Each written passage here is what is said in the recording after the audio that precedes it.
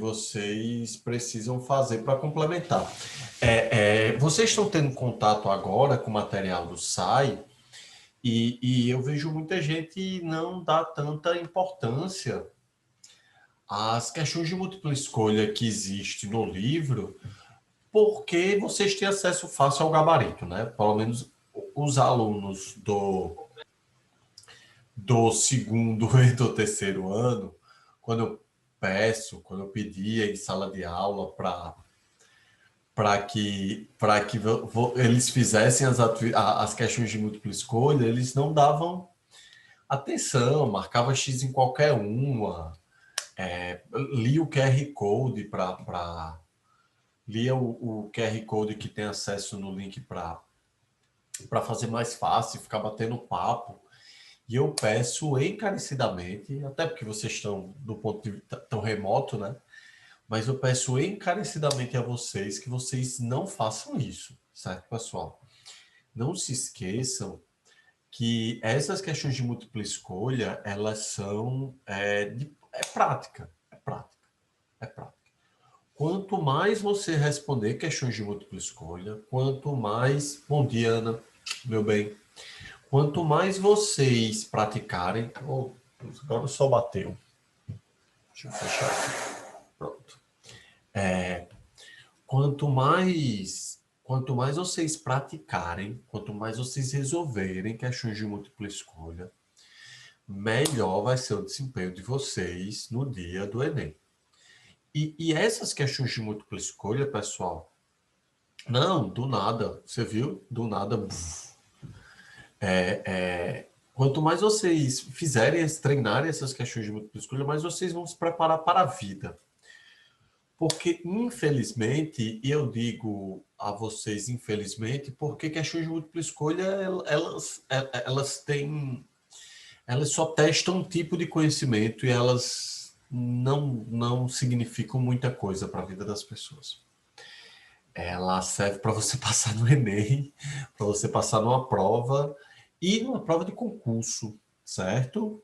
E aí é o toque que eu queria dar para vocês, em algum momento da vida de vocês talvez queiram prestar concurso público e pá. E aí essas questões de múltipla escolha se tornam ainda mais importantes ainda, certo? Quando eu fui fazer os concursos públicos que eu passei, é o livro 4, Ana. Do livro 4, certo? Quando eu fui fazer os concursos públicos que eu passei, eu resolvi milhares de questões, de verdade.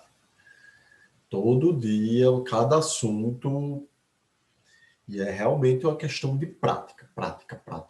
Você vai conhecer o que a gente chama de perfil da banca, que no caso do Enem é o INEP, certo? O Enem possui um banco de dados que é abastecido todo ano. O INEP possui esse banco de dados, eles abrem um edital, os professores do Brasil todo fazem questões e mandam essas questões para o banco de dados. Eles fazem o critério de seleção das questões que vão entrar nesse banco de dados, certo? E a partir disso, eles vão selecionar as questões que vão cair na prova de vocês. Então, preste atenção e façam essas questões de múltipla escolha com seriedade, certo? Naquele treino pegada, assim, naquele treino pré-jogo, que vocês sabem como é, mas puxado, naquele rachão antes daquela pelada valendo uma Coca-Cola ou de qualquer coisa do tipo. Tranquilo? Alguma dúvida nisso? Nenhuma. Vamos concluir a nossa querida Revolução Francesa, né? Eu tinha parado com vocês sobre a guilhotinagem, né, do Luís XVI e da Maria Antonieta. Eu tinha parado na semana passada falando para vocês que o rei Luís XVI, que não aceitava ter seus poderes absolutos perdidos, ele confabulou, né? Ele organizou uma tentativa de fuga com toda a sua família, certo? Seus filhos, sua esposa e tudo mais. E o objetivo dele era ir para a Áustria, ok?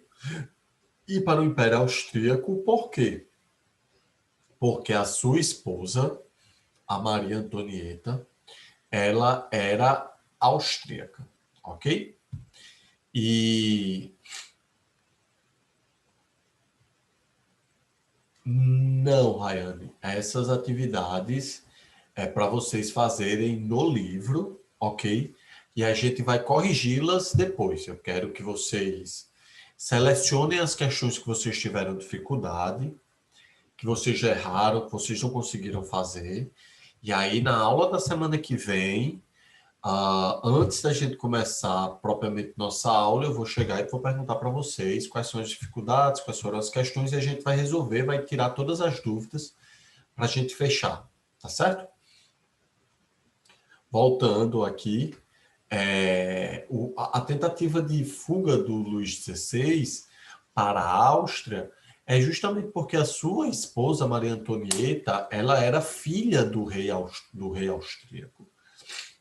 E eu já tinha falado para vocês que o casamento dos dois, da Maria Antonieta, a princesa dos Habsburgo, com Luís XVI, o herdeiro dos Bourbons, unificaram essa dinastia de reis muito famosa que tinha na Europa.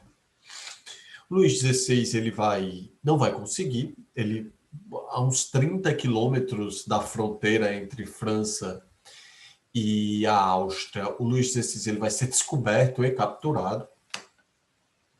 E se o povo francês nutria ainda uma simpatia, né, pelo Luís XVI, a maioria dos franceses eles não acreditavam que a culpa da desgraça que eles viviam era do Luís XVI, certo, pessoal? Isso é uma coisa importante que vocês precisam ter em mente, que é a transformação que nós teremos da visão que a população vai ter sobre o monarca, sobre o seu rei. Tudo bem?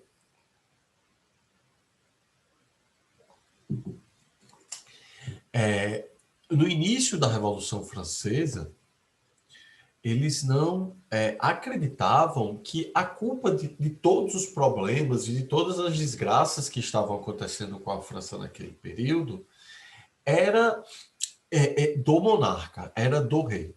Eles achavam que era porque Luís XVI estava sendo mal assessorado, que é porque o grupo que o cercava não ajudava ele a ter um ponto de vista mais humano para a população francesa. Tanto é que, como eu disse a vocês já, quando a gente inicia a Revolução, Luís XVI ele não deixa de ser rei.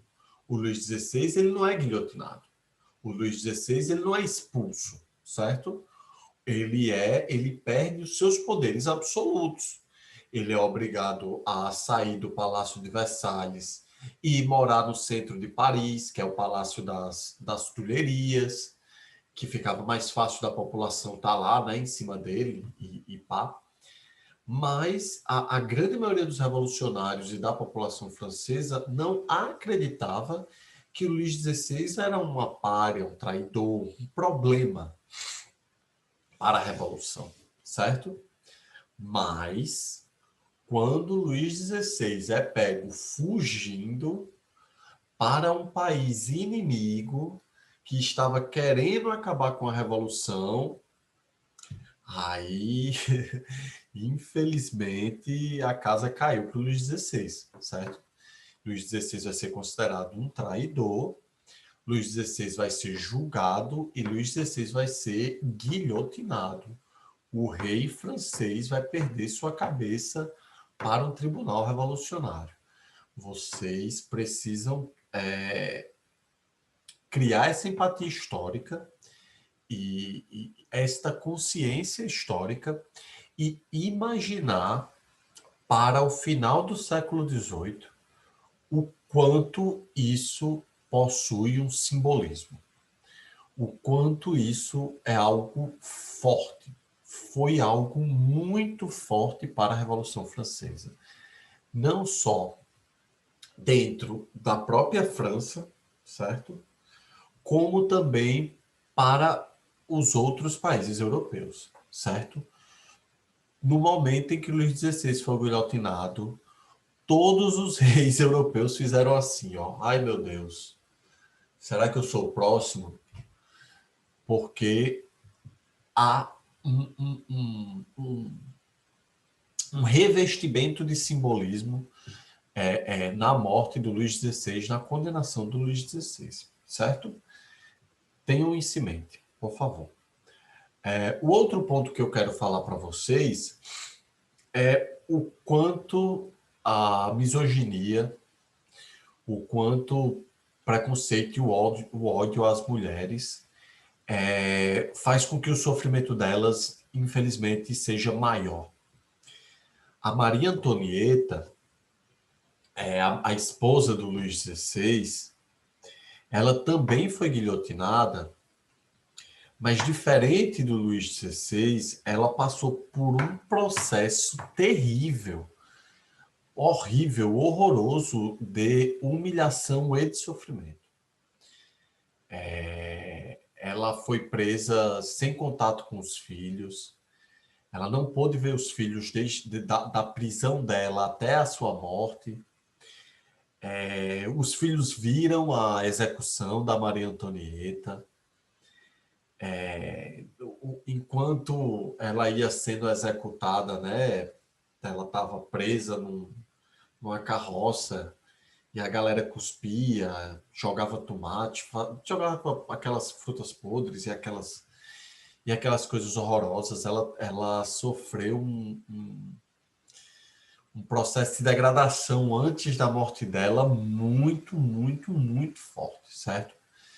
Por ela ser mulher e pelo ódio também que os franceses tinham ao Império Austríaco, né? Ao Império dos Habsburgo. Quando a gente tem um fato tão profundo quanto esse, a revolução ela vai mudar, ela vai ter um turnover, ela vai ter um processo de mudança, certo? Que processo é esse? A gente vai ter o aumento da radicalidade na Revolução Francesa, pessoal. A gente vai ter um período que vai ser chamado um período de convenção, certo? Onde os jacobinos, lembram quem eram os jacobinos?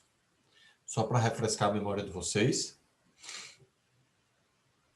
Eu não me lembro, não. Não acredito, velho. Eu não acredito que vocês não lembram Os quem eram os jacobinos jacobinos. eram a baixa burguesia e os girondinos eram a alta burguesia, ou eu tô trocando as bolas? Tá certo. Vou botar no chat para vocês relembrarem, certo, colegas? Sentavam à esquerda. Ué. Aqui. Sentavam à esquerda, formado pela baixa burguesia e também por todos aqueles outros grupos e atores que vocês possam imaginar. Sans-culottes, militares de baixa patente, agricultores. O que mais que a gente pode falar aí, pessoal? Artesãos. Pequenos comerciantes. Pequenos comerciantes. Militares de baixa Padres. patente. Botei. Padres debaixo do braço claro também, viu? Importante. Vou botar assim a geral. Certo? Então, não esqueçam desses dois grupos que vão estar, lutando pelo poder, pelo controle da Assembleia Revolucionária. Nessa primeira fase da Revolução Francesa, que eu estava falando até agora para vocês, essa disputa ela estava um pouco meio a meio, mas com o ganho dos girondinos, ok? Os girondinos estavam conseguindo exercer um controle maior da Assembleia.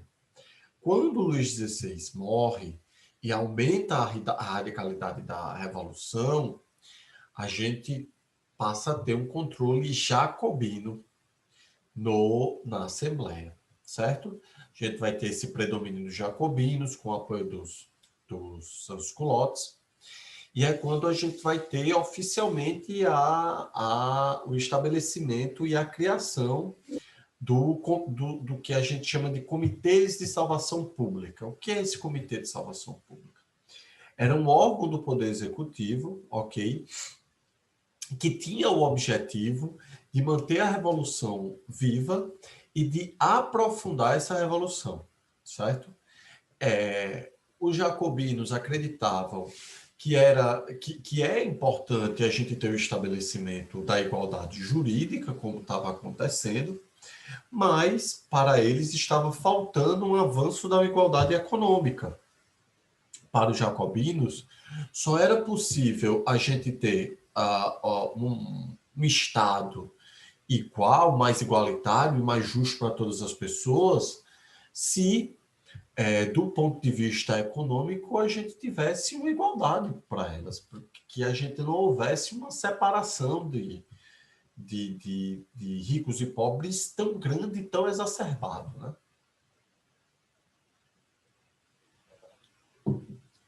O legislativo, o que a gente vai chamar de Assembleia Revolucionária, passa a ter um novo nome, certo? Que é o da Convenção Nacional. E o Judiciário vai criar, né, dentro do Judiciário, vai ser criado o Tribunal Revolucionário. E aí é quando a gente vê, presencia, ouve falar, né, do que a gente chama de fase do terror, certo? Ou período do terror. Esse período, ele é marcado por uma profunda perseguição, certo? Eu não vou dizer que é um período de radicalidade, por quê, pessoal? Porque a Revolução Francesa, ela é radical, certo? A Revolução Francesa, ela é radical em si. Esta fase é uma fase perigosa, foi uma fase perigosa, porque os franceses estavam enfrentando uma guerra contra as monarquias estrangeiras, que enviavam tropas para invadir a França e vencer, acabar com a Revolução. Eles estavam enfrentando inimigos dentro do próprio país, que eram ex-monarcas, eram ex-nobres, ex-monarcas não, desculpa, ex-nobres, que ainda possuíam tropas e que lutavam para acabar com a Revolução Francesa. E eles passaram também a sofrer sabotagens de alguns grupos dos girondinos e de pessoas que queriam acabar com isso. Então, diante desse caos que a Revolução Francesa se tornou, começou a ter uma grande e gigantesca perseguição por todos aqueles que eram considerados como traidores da Revolução. E, neste período, mais de 25 mil pessoas, vou repetir, a população de Bananeiras foi guilhotinada, perdeu a cabeça dentro do Comitê de Salvação Pública e do Tribunal Revolucionário, que era comandado por o Robespierre, certo? O Robespierre vai ser o chefe do Comitê de Salvação Pública e a gente vai ter julgamentos sumários dessa galera. Sem direito de defesa, sem direito a advogado, sem a ampla defesa e o direito ao contraditório, era um tribunal de exceção. É o que a gente vê hoje a polícia militar fazendo quando sobe no morro, certo? É o que a gente chama de tribunal de exceção, onde não há um julgamento justo para aquelas pessoas que talvez tenham cometido crime, certo? É importante. Isso vem da Revolução Francesa, certo? Por isso que eu estou falando isso para vocês. É importante nós termos atenção e o cuidado, a sensibilidade, pessoal, a empatia da gente não condenar as pessoas, qualquer que seja, certo? Qualquer que seja, antes do seu processo em julgado, certo? Nós, e aí eu vou dizer nós seres humanos, certo? Seres humanos, nós temos uma tendência muito forte de julgarmos previamente e condenarmos previamente as pessoas. E é um padrão da Polícia Militar brasileira fazer isso, certo?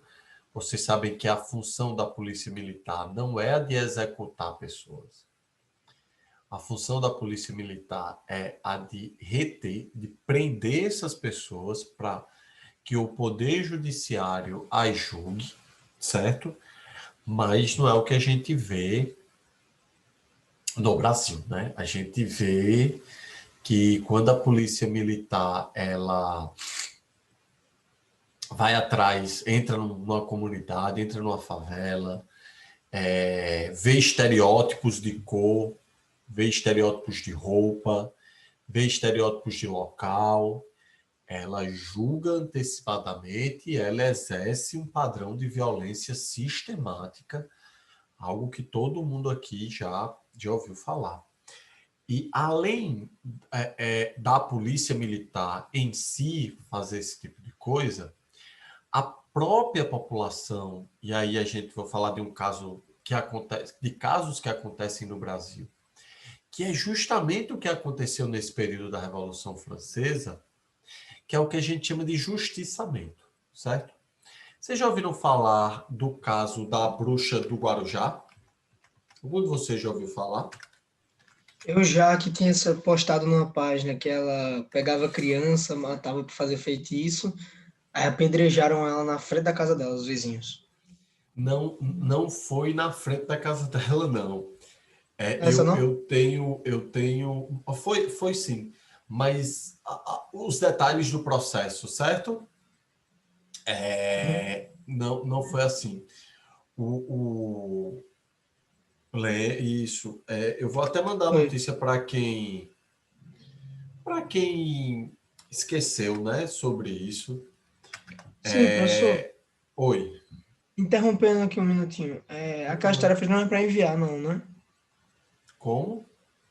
Não é para enviar aquelas tarefas, não, né?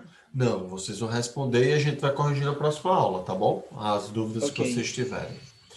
É, o, o, a, Nunca existiu uma bruxa do Guarujá, pessoal. Não foi nem a Fabiane, que foi a linchada que morreu, certo? Não existiu. Nunca existiu. Inventaram uma suposta foto, inventaram essa história. Criaram a história da bruxa do Guarujá. É como se eu tivesse chegado agora em vocês e dito, olha, pessoal, aí em Solane Bananeiras tá rolando um culto com crianças aí. Estão dizendo que tem uma bruxa. Aí eu peço para um amigo meu desenhar uma foto de uma mulher, mostro para vocês. Foi isso que aconteceu com o caso dela, certo? Então, vale a atenção para vocês de que esse padrão que a gente viu. Tá bom, pode mandar que eu aceito. Esse padrão que vocês veem, que a gente vê hoje, de linchamento na sociedade brasileira, é algo assustador. E isso é uma característica de não civilização, certo? Mais recente, tão mais recente que aconteceu domingo, lá em João Pessoa. Vocês conhecem um bar chamado Praiano, ali no Bessa? Já foram com a família Sim, de vocês por ali pelo Caribé, se pá? já. Acho que Vocês viram o já. que aconteceu no Praiano essa semana? Domingo? Fiquei sabendo, não. Também não. Houve uma tentativa de assassinato lá no Praiano. Chegou, não sei se foi um ou pessoas, e tentaram matar o cara. E o que aconteceu depois foi que as pessoas pegaram o bandido, deram um pau nele e amarraram o bicho. Esse cara que levou um pau e foi amarrado, ele era amigo do cara que sofreu a tentativa de assassinato, pessoal. As pessoas acharam que o cara era o cara que tentou matar e simplesmente cometeram isso com o amigo do bicho. O cara ainda foi levado para a delegacia preso, passou um dia preso e só no outro dia ele foi liberado pela polícia depois que ele provou que ele não tinha nada a ver. Vocês entendem como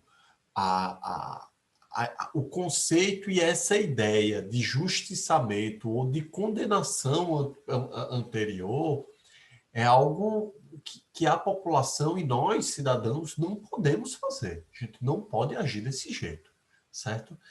É até compreensível, entre aspas, logicamente, no sentido de que você entende parte do motivo que levam as pessoas a agir assim, por causa de todos os problemas que a justiça brasileira possui, todas as injustiças que o nosso poder judiciário tem, mas isso não lhe dá o direito de fazer isso, cara. A gente tem que lutar para a melhoria do nosso sistema judiciário e não para você fazer justiça com as próprias mãos, que foi justamente o que aconteceu com os jacobinos, que foi justamente o que aconteceu nesse período da Revolução Francesa. Os caras passaram a justamente fazer justiça com as próprias mãos. Eles começaram a não dar direito a julgamento, a guilhotinar a galera, todo mundo que era acusado de ser traidor da Revolução já ia para o julgamento sumário, já passava a guilhotina nele, ó. Se ele era culpado, se ele era inocente, pouco importava. Pouco importava. E aí, entre 25 e 40 mil pessoas foram guilhotinadas no período, inclusive muitos jacobinos extremamente importantes. O Danton foi guilhotinado por ser traidor. O Marat foi guilhotinado por ser traidor. E o próprio Robespierre, no final, depois foi guilhotinado por ser traidor. Certo? O próprio Robespierre, que levou milhares de pessoas à guilhotina, vai acabar sofrendo também com essa problemática. E eu sei que vocês estão pensando, bem feito para Robespierre. Não pensem assim. Não pensem assim, por favor. Nós somos seres humanos, nós somos diferentes dessa galera, certo? Nós não deixamos o ódio subir a nossa cabeça, pessoal. Nós não deixamos. Somos racionais. E aí a gente vai ter, no final, após o período do terror, o final da Revolução Francesa, certo? Que é o que a gente chama de período do termidor, ou fase do termidor, ou reação termidoriana. São vários os termos que vocês podem encontrar, certo? No livro de vocês, nos livros e nas leituras que vocês façam, certo? O que é que vai acontecer? Quando esse período de terror ele se prolonga, né?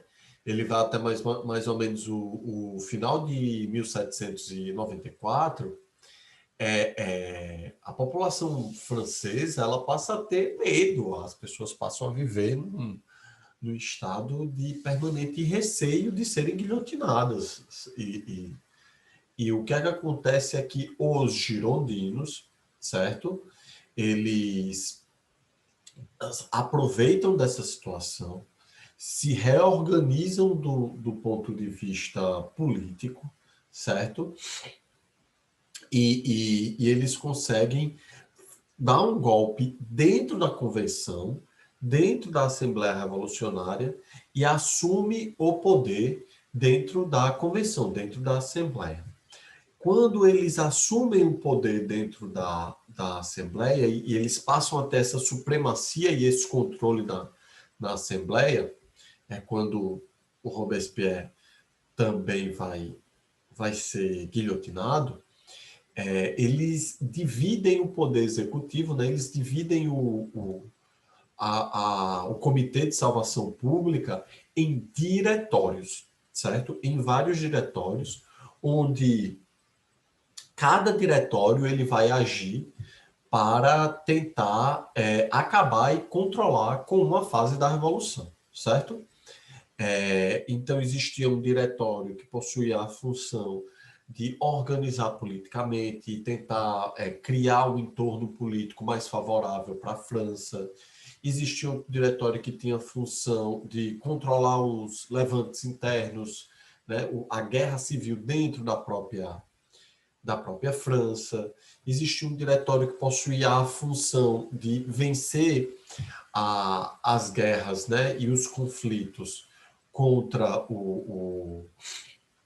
contra as potências estrangeiras que estavam avançando. A Revolução Francesa é tão pesada nesse sentido, pessoal, porque eu estou falando aqui para vocês e parece que os processos que estão acontecendo na Revolução, eles estão acontecendo de maneira separada, né? Então, assim, eu estou falando do período do terror para vocês, eu estou falando dos 40 mil franceses que foram guilhotinados no período de um ano, como se não tivesse ocorrendo uma guerra, como se não houvesse tropas estrangeiras tentando invadir a França, como se não estivesse ocorrendo dentro do próprio país vários conflitos. Mas essas coisas estavam acontecendo juntas e misturadas, certo? Essas coisas estavam todas ocorrendo ao mesmo tempo. É realmente algo assim grandiloquente mesmo, certo? É caótico de fato. E a partir daí, a partir do período do Thermidor, é quando a gente vai ter a ascensão do Napoleão Bonaparte, ok? Como é que o Napoleão ele vai ascender politicamente? Desculpem. Como é que o Napoleão Bonaparte ele vai ascender politicamente? Ele vai ser um comandante das tropas revolucionárias, novo, certo? Novo. Napoleão Bonaparte vira general aos 27 anos de idade, certo? Até hoje é o general mais novo do exército francês, da história do exército francês. Eu acho que vocês já viram a foto dos generais, né? Eu posso mostrar, geralmente, a idade em que o general vira general. De 80 para dentro. Ó a cara, ó a idade de um general. Eita, eu nem compartilhei com vocês, peraí. Essa é a idade de um general. Já caducando, né? Possivelmente. Não, esse aí já caducou. E ele se transformou com 27 anos. Por quê? Porque as tropas de Napoleão só venciam, velho. Só venciam, só venciam, só venciam, só venciam. E aí ele passou a ganhar uma importância absurda e surreal dentro dos girondinos, dentro do poder executivo da Revolução, certo?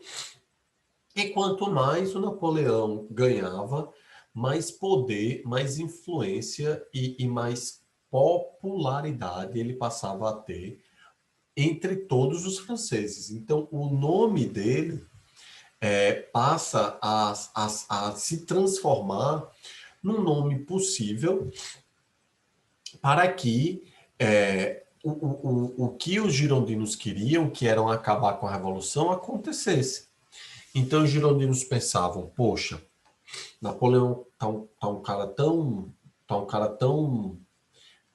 famoso e tudo mais, e se ele passar a concentrar poder nas suas mãos, se ele passar a se transformar num político que a gente quer, então as pessoas vão passar a seguir as ideias de Napoleão, as pessoas vão passar a seguir o Napoleão, e a gente vai conseguir diminuir esse ímpeto revolucionário, diminuir esse caos que a Revolução Francesa se encontrava. E é quando ocorre o famoso golpe do 18 Brumário, em novembro de 1799, certo, pessoal? Que é justamente uma, digamos assim, é uma organização girondina, certo? Para pôr o Napoleão no poder. E o Napoleão, ele vira cônsul, certo? Ele vira o principal cônsul francês, mas vão haver outros 2 cônsuls. Tanto é que a galera chama de período do consulado, que são cenas dos nossos próximos episódios, ok? Não é o capítulo de hoje, não é o episódio de hoje, isso. E aí, a partir desse golpe do 18 Brumário, o Napoleão ele vai virar o cônsul em chefe, ou o cônsul mais importante, o político mais importante da França naquele período. Ele vai acumular um poder grande e a partir desse acúmulo de poder ele vai começar a comandar a França com mãos de ferro, certo? E é por isso que está aí no final. Com medo dos oposicionistas, né, dos neo-jacobinos e tudo mais, para que eles fizessem um levante e a radicalidade da revolução ficasse ainda pior, esses girondinos, certo, tramaram esse golpe para viabilizar o Napoleão ao poder, e aí o Napoleão vira o principal chefe político da França a partir de agora, e nós vamos iniciar um período que é chamado de Era Napoleônica. E assim acaba-se a Revolução Francesa. Beleza, pessoas? Tranquilo? Tranquilo, Beleza. professor. Alguma dúvida, alguma pergunta? Eu falo muito, né? Mas vocês sabem que vocês podem me interromper a hora que quiser, certo? Para explicar algum detalhe, qualquer coisa do tipo.